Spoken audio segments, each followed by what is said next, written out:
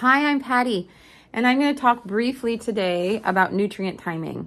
Nutrient timing is a concept that you can prepare foods to match your energy needs for exercise for 0 to 4 hours before an event.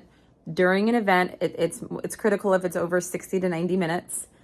And then what is the recovery window? The recovery window is 30 to 60 minutes after an exercise session, that the tissues in the body are very sensitive and needing nourishment, specifically glycogen, glucose, specifically amino acids to repair muscles.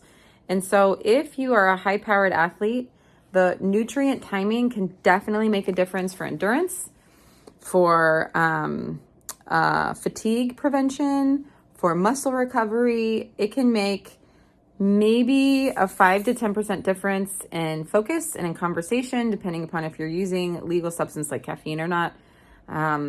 But specifically in the recovery, protein, muscle synthesis, muscle tissues. And so if you're wanting to increase strength, you need more muscle tissue. So paying attention to what you're putting into your body in that recovery window is so important. And there's different ratios. For endurance athletes, you want a 3-to-1 ratio in carb to protein.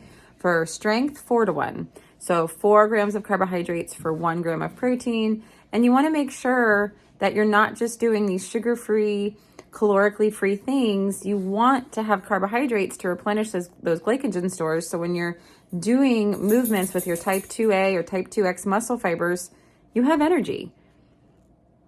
Imagine if you were to fuel with your timing and with appropriate resources according to your weight or your muscle tone, how much more sharp, focused, or strong you could be. So nutrient timing would be a great topic to look into if that is what's applicable to you today. Okay, bye.